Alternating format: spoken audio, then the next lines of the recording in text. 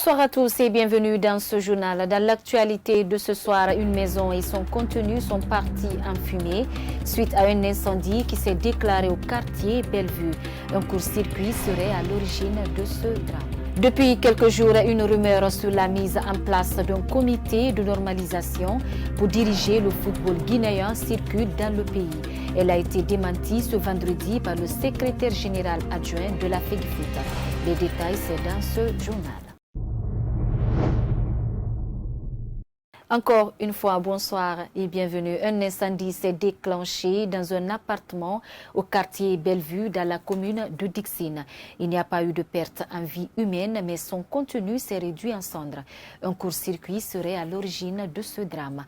La famille victime estime avoir tout perdu dans cet incendie et demande aux personnes de bonne volonté de l'assistance. Alpha Omar Diallo pour le compte-rendu. C'est dans les environs de 14 heures de ce jeudi que cet appartement de 2 chambres, salon et magasin a pris feu. Bilan, un lit, des habits, des écrans, la toiture et d'autres biens précieux ont été transformés en cendres sous l'œil impuissant du voisinage. Moi, je me reposais à la maison. Subitement, j'ai entendu des cris. Au feu, au feu. Quelque temps après, les flammes avaient pris toute la concession. Mon fils a fait sauter le disjoncteur, mais cela n'a pas suffi. Comme vous l'avez constaté ici, tout est consumé.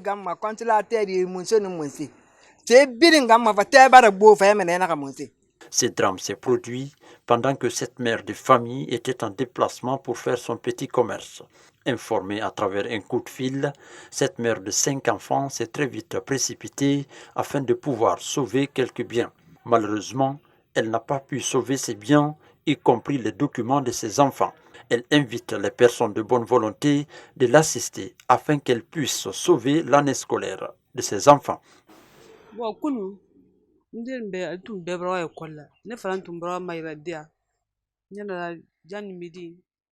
Les enfants étaient à l'école, moi j'étais au marché. C'est vers midi qu'on m'a appelé pour m'informer que la maison a pris feu. À mon arrivée, nous avons appelé les sapeurs-pompiers, mais en vain. Les voisins ont fait de leur mieux pour nous aider. Nous demandons l'assistance des personnes de bonne volonté.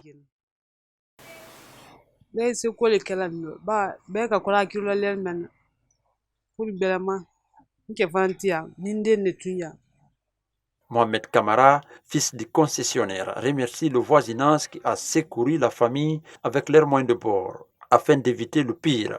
Moi, je ne peux que remercier les voisins qui avaient fait une très forte mobilisation. Chacun a fait ce qu'il a pu. D'autres ont apporté de l'eau, du sable. Donc, presque tout le secteur s'était déplacé, n'est-ce pas, pour venir secourir la maison. N'eût été leur effort, toute la concession aurait brûlé. Donc, je ne peux que les remercier. Selon les informations recueillies hors micro, le délestage du courant électrique est devenu récurrent dans le quartier Bellevue. Une situation qui inquiète aujourd'hui les abonnés qui parfois sont aussi à l'origine des branchements clandestins.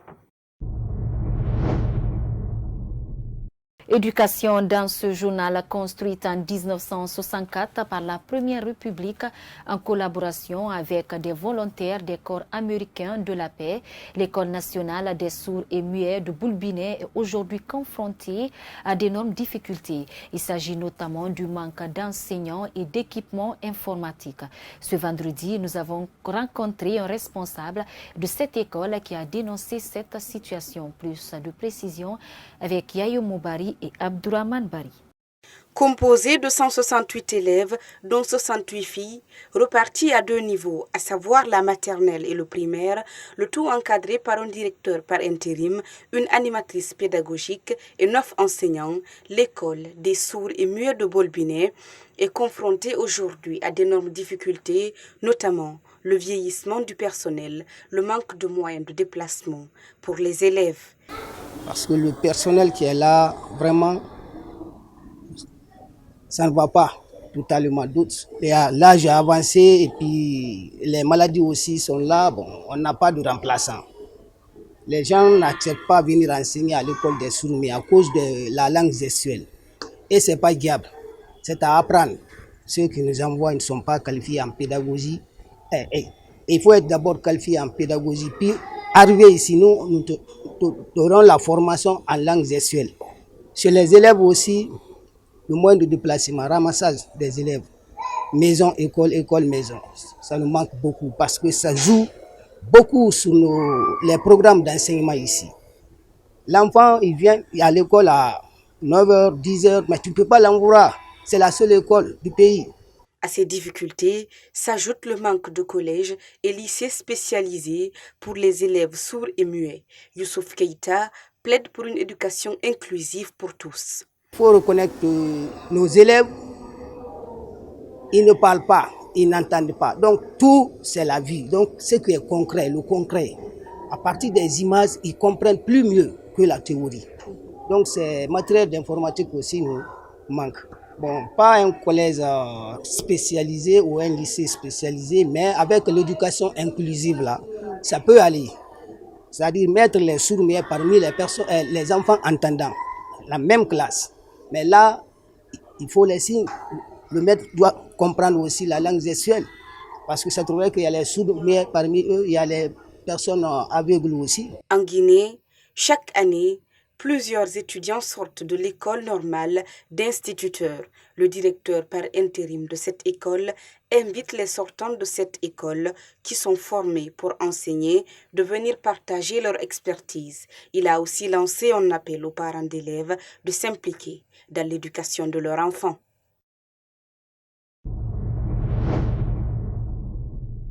Comme annoncé depuis quelques semaines par le ministère de la Sécurité et de la Protection civile pour le respect de 2 lignes dans la circulation, des agents de sécurité sont déployés sur le terrain dans la capitale Conakry pour surveiller au respect des consignes.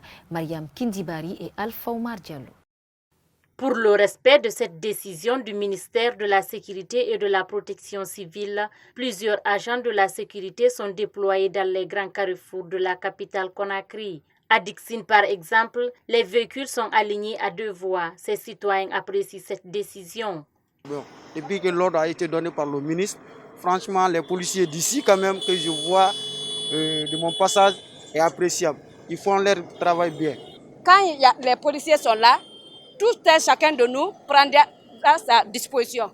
Et ça rassure la sécurité de l'être humain aussi. Ces citoyens interpellent les conducteurs au respect de cette décision prise qui permet de diminuer les embouteillages. L'appel que je lance aujourd'hui, c'est de faciliter la tâche, non seulement à les policiers, à nous aussi.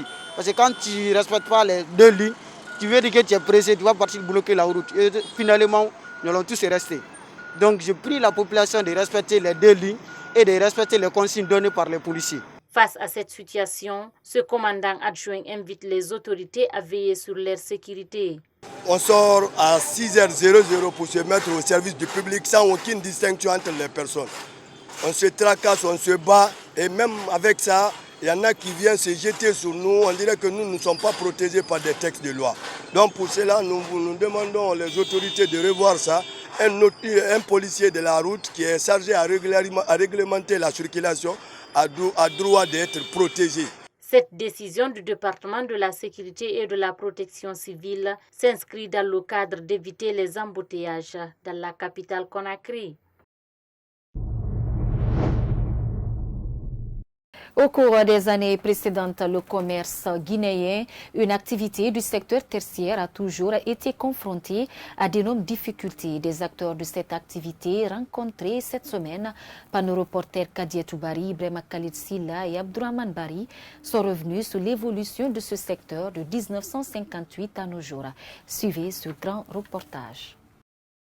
Le secteur tertiaire guinéen, avec 46% du PIB, est porté par le commerce, le transport, les télécommunications, l'immobilier et les services aux entreprises. Toutefois, de 1958 à nos jours, le commerce du pays a connu de nombreuses secousses. Abdallah Chérif Aïdara revient sur le commerce d'État du premier régime de feu Ahmed Sékou Touré en se référant des explications de ses aînés. C'est en 1975 que nous avons entendu. À l'époque, je sais que le peuple de Guinée souffrait énormément. Les frontières étaient fermées, les gens n'avaient pas de quoi manger, il n'y avait pas de habits. On me disait que si tu veux acheter de saucires, c'est une seule saucire, c'est pas le père qu'on va te montrer, c'est une seule paire de saucires, une seule saucire, droite ou gauche qu'on va te montrer. Parce que si on voit le dé avec le commerçant, il risque d'être arrêté. Donc la Guinée a vécu tout ça malheureusement. De 2007 à 2010, le secteur commercial guinéen se trouvait dans une situation appréciable car il y a eu libération du commerce, explique Mamadou Baldé, le président de la Chambre régionale de commerce, d'industrie et d'artisanat de Guinée. De 2007 jusqu'en 2010, les activités qui étaient déjà la suite du régime du président Lansana Conté, il y avait vraiment un enthousiasme, il y avait des évolutions. Il y avait vraiment une évolution. Il faut noter que la Guinée est dotée de personnes assez nanties dans le secteur économique. Du moins que si vous faites des statistiques dans les pays ouest-africains, vous trouverez que ce sont les Guinéens qui ont plus d'expérience dans le monde du business commercial. À l'époque, tous les pays frontaliers de la Guinée venaient s'approvisionner en Guinée. À l'époque, vous savez, à Conakry ou à Madina, régulièrement, dans tous les carrefours, il y avait des gros camions, remorques, gros porteurs qui chargeaient. Il y avait toutes les gares routières ici. On est gare Banjul, gare Bamako, gare Libéria, gare Sierra Leone.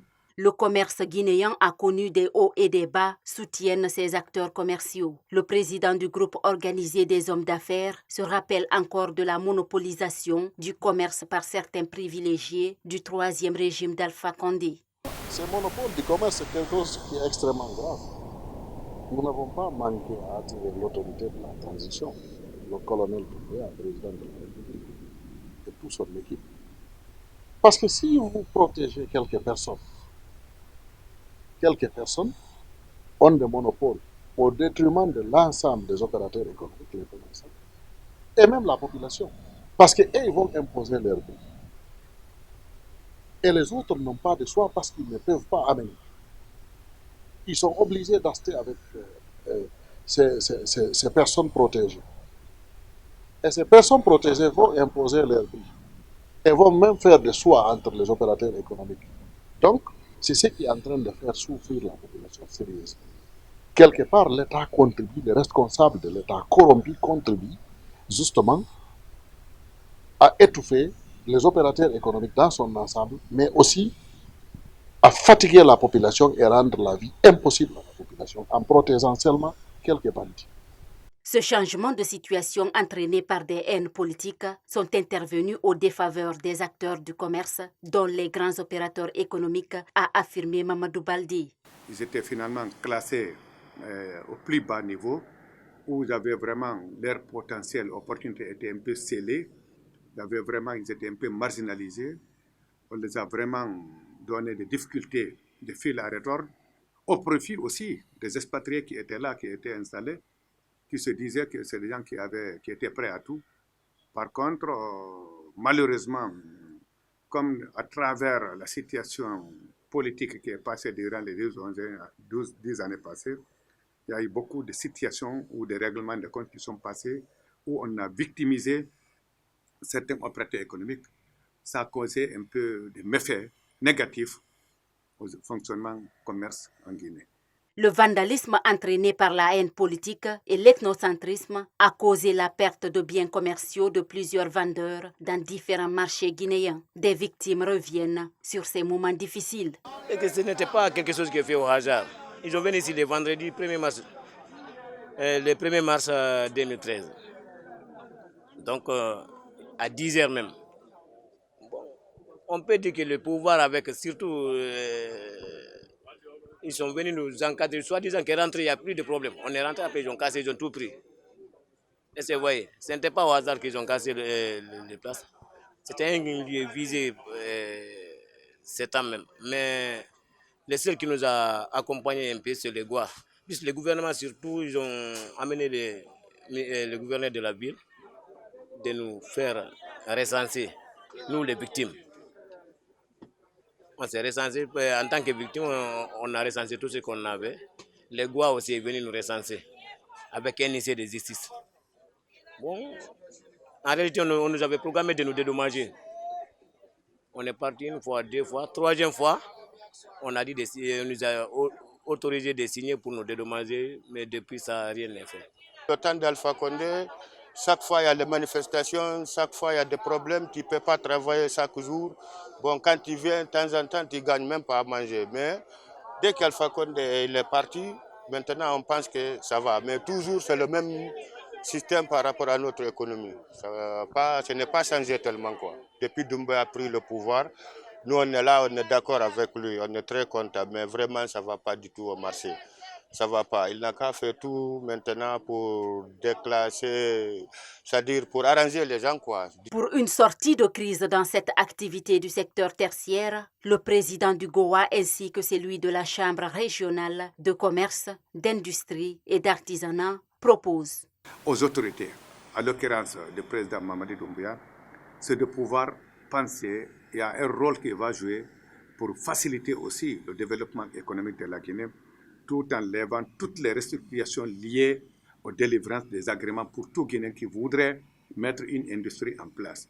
Même les expatriés, toute personne qui pourra avoir possibilité ou relation de pouvoir introduire, mettre en place une industrie en Guinée, c'est de lever les structurations, faciliter, de réduire encore l'instruction, de gêner les gens et lever le monopole, libéraliser tous ceux qui veulent venir aujourd'hui investir, qu'ils facilitent l'implantation, l'obtention des agréments et qu'ils encore facilitent l'importation, l'exportation.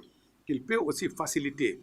Ils mettent maintenant, ils donnent un accord de même accord favorable à tous les différents importateurs en Guinée pour qu'ils bénéficient tous les mêmes faveurs, qu'il n'y ait pas de différentes faveurs entre les différents opérateurs guinéens, qu'ils accordent aussi les mêmes faveurs à toutes les industries qui importent les matières premières en Guinée pour faire fonctionner leurs usines, pour que tous bénéficient les mêmes faveurs. Si cela est fait, c'est qu'il y a une transparence de fonctionnement au niveau du secteur économique. Le commerce, en tant que tel, l'argent a peur du bruit. Dès qu'il y a des mouvements, l'argent fuit. Dès qu'il y a des mouvements, ceux qui ont de l'argent vont chercher à casser leur argent. Dès qu'il y a des mouvements, ceux qui veulent venir pour travailler dans le pays vont être réticents et ils vont être réticents pendant plusieurs années.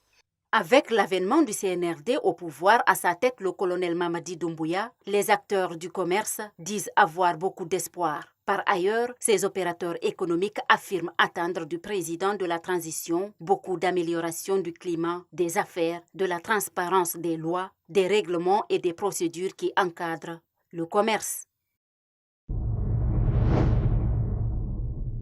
Direction à l'intérieur du pays, le tribunal correctionnel de Kankan a rendu sa décision dans l'affaire d'abus de confiance d'un montant de 520 millions entre Dame Kaningbe Kaba, son fils Almami Fofana, et Oumou Kaba, épouse de l'ex-préfet de Mamou, Mori Diallo.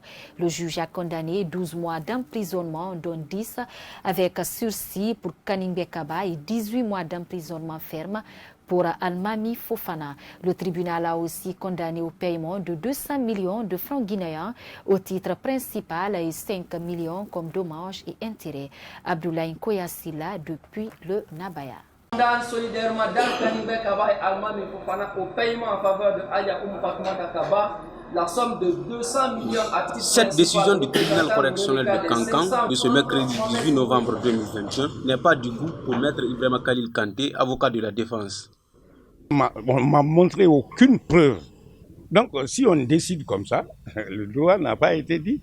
Parce qu'il fallait qu'on soit exigeant sur la présentation d'une preuve quelconque du montant de 520 millions. C'est ça le droit. Maître Mamadi Doumbouya, avocat de la partie civile, dit se réjouir de la décision, mais il reste insatisfait. C'est sur le dommage et intérêt seulement que nous allons nous concerter avec notre cliente, parce que 3 cabinets ont été régulièrement constitués. On ne peut pas comprendre qu'un montant de 200 millions destiné à des activités commerciales qui a été anéanti pendant des mois et qui a entraîné des procédures judiciaires, des cabinets d'avocats constitués, qu'une décision intervienne sur les dommages et intérêts à la hauteur de 5 millions.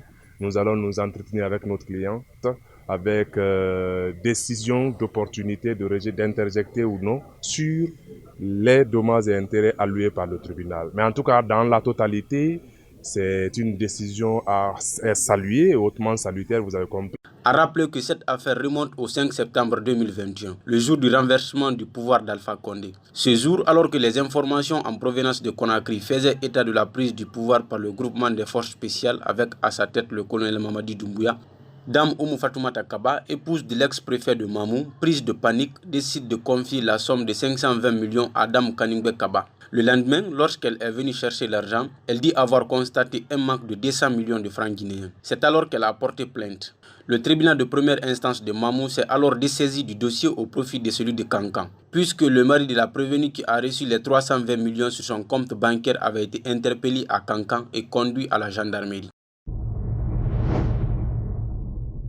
Sport pour finir, je vous le disais dans les titres, la rumeur qui défait la chronique depuis plusieurs jours pour la mise en place d'un comité de normalisation pour diriger le football guinéen a été démentie ce vendredi par le secrétaire général adjoint de la FEGIFOOT lors d'une rencontre qui a réuni plusieurs acteurs du football. Ibrahima Diallo était de la partie.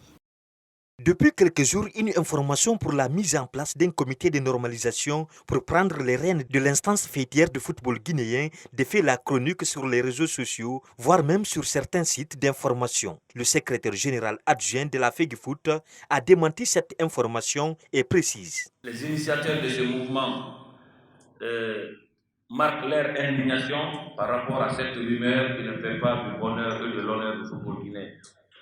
C'est pour vous dire que c'est une rumeur infondée, fausse jusqu'à la nouvelle ordre, qui ne repose sur aucun acte officiel. Tout le monde a entendu, comme vous avez entendu, nul ne vous dira la source réelle de cette information. Donc c'est pour vous dire que c'est une rumeur infondée qui est en train de polluer la nature. Et sur notre demande, j'insiste que la FIFA était programmée pour le 26 au 28 novembre 2021, mais pour des raisons de calendrier, ça a été décalé d'une semaine. Ça veut dire que la visite de la FIFA dans ce cadre sera dans la première semaine du mois de décembre, donc entre le 5 au 10. Pour qu'il y ait un comité de normalisation dans un pays, il faut un certain nombre de critères, précise cet ancien membre du CONOR de 2016. Vous savez, pour qu'il y ait un comité de normalisation dans un pays, il faut qu'il y ait un ensemble de crises qui sécurent effectivement le football dans ce pays. Et ces crises peuvent être de plusieurs ordres. Elles peuvent être sur la base, sur le fait de manque de transparence dans la gouvernance. Ça peut être pour un manque de résultats techniques ou sur d'autres critères que nous, Guinéens, nous ne connaissons pas. A rappelé que la FIFA avait demandé la suspension de toute activité liée au processus électoral de la FEGIFOOT. Une mission est attendue dans les jours à venir à Conakry. Ainsi prend fin ce journal à tous. Merci pour votre aimable attention à la télé Star 21 TV. Bonsoir chez vous et à demain.